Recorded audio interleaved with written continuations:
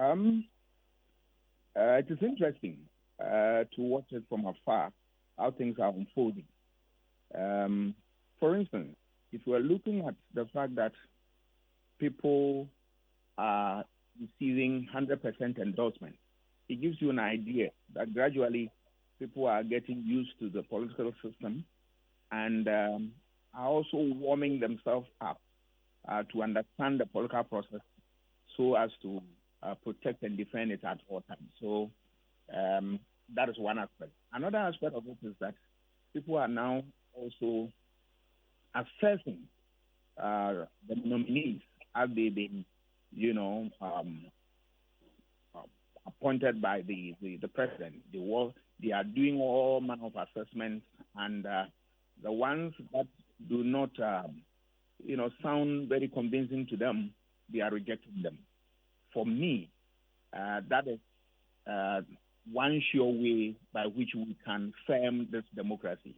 That you don't just endorse people, but you endorse people based on a certain consideration, and after which you make a definitive decision.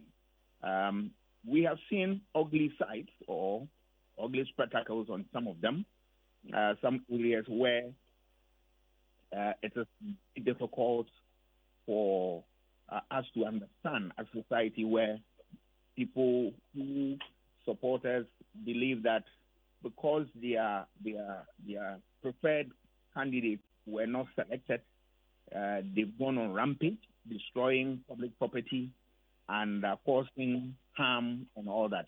Very unfortunate. That's now not a way to handle democratic issues. Democracy is a contest of ideas and a dialogue, continuous dialogue. So if there is something you are not happy of, there is a way to go about it, because let us remember that democracy hinges on rule of law. So if you do anything under or outside the realm of law, I'm afraid you are not in a political society. You are rather in a different society, perhaps maybe an authoritarian society, which at the moment that's not where we find ourselves. So that is very unfortunate. Another aspect that I have seen, which I am not very happy at all, is the fact that we have heard stories where people said, yes, we paid money, we give them money so as to, entice them, so as to buy their votes and all that. That's very unfortunate.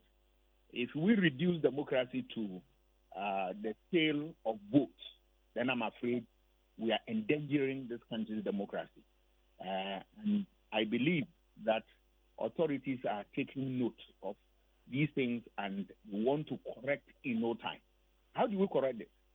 We should be able to sanction people who are involved in this so that it doesn't embolden others to undertake such enterprise. We need to also do continuous education. I'm talking about party people should be able to educate their followers about the procedure and processes associated with some of these things so that we don't get to this level. Let us remember that these are the evils against democratic rule, that once we continue to allow it to fester, it can destroy the very democracy that we want to nurture. So anything of this sort, for me, becomes an evil, feature associated with democracy, which must be nipped in the bud in no time.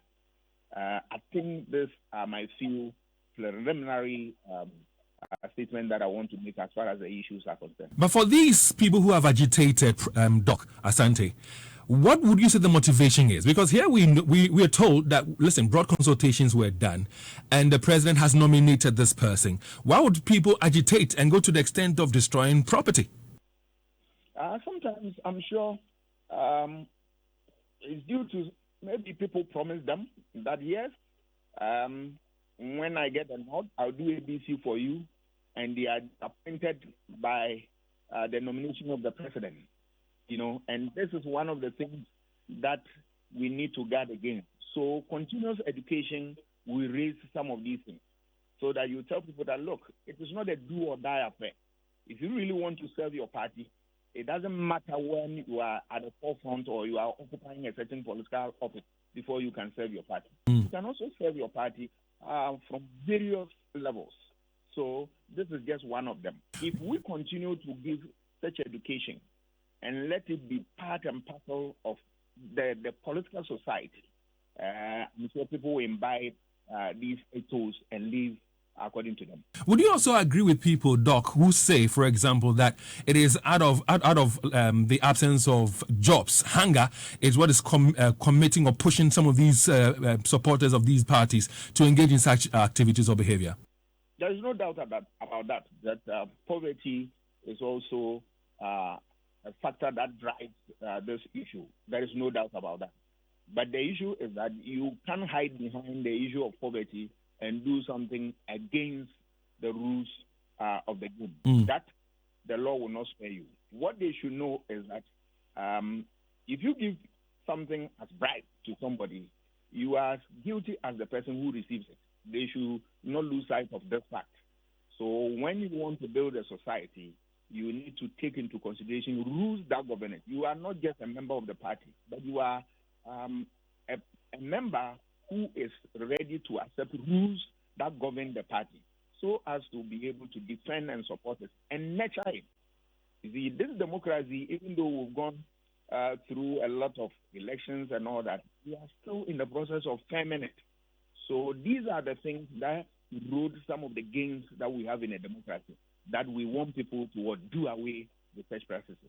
Now, if you go to Cape Coast, Doc, for example, there are a group that called themselves the Concerned Assembly members of Cape Coast who refunded monies that they received from the nominee. And they are saying that, well, because of commentary around it after they took the money, so they've gone back to refund the money. Would you want to see these assembly members prosecuted? Because if they receive money, we can term it as bribe. What action would you want to see happen to them, for example? It's unfortunate I did not follow that news, so I can't comment on it. I did not. Okay.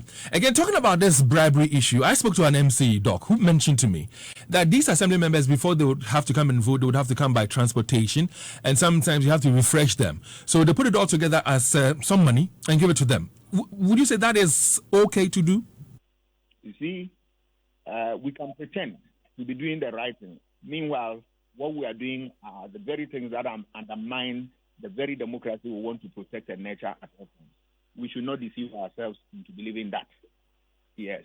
We can hide behind all manner of explanation and theory, saying that, oh, this is a gift, we are all party people, and this is a family thing. But let us run away from those activities that will undermine the fortunes or the democratic process that we try to maintain in this country.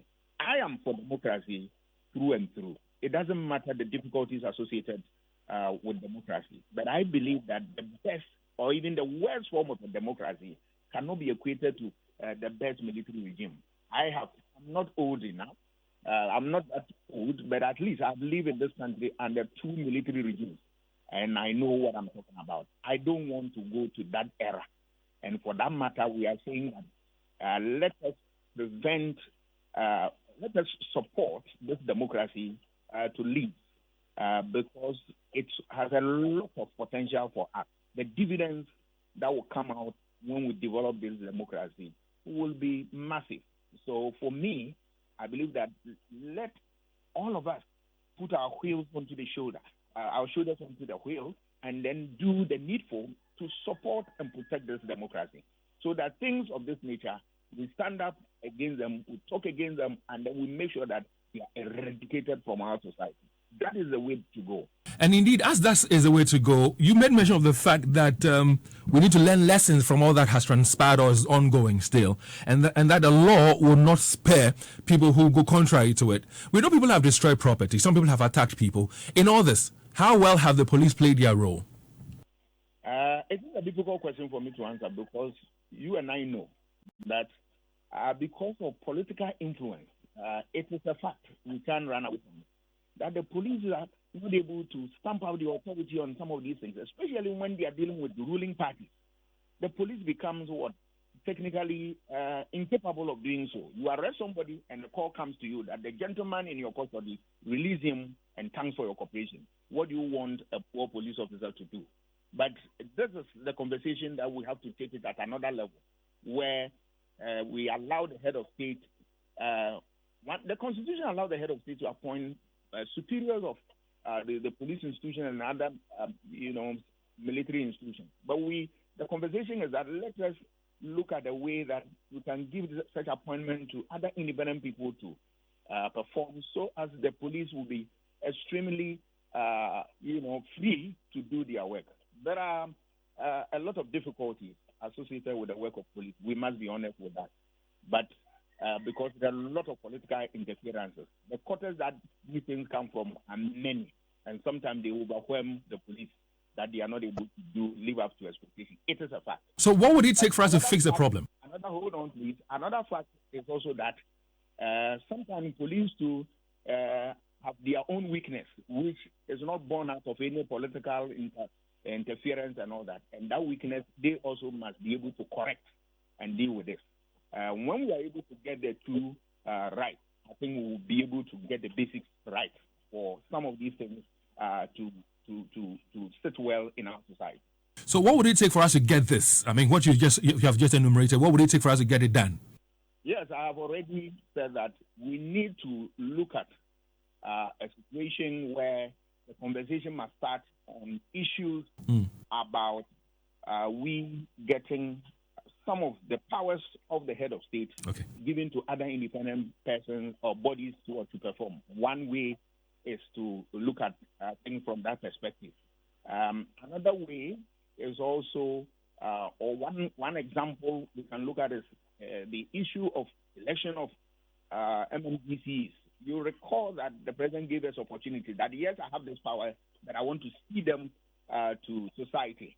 But it fizzled out. It didn't work because there were a lot of opposition against it. For me, that conversation, we must go back and look at it and bring it to light, because that is the way to go, so that the municipal district assembly elections will be able to handle it at our own level, elect our own people who will run the business of grassroots administration, and then the benefits will be there for all of us.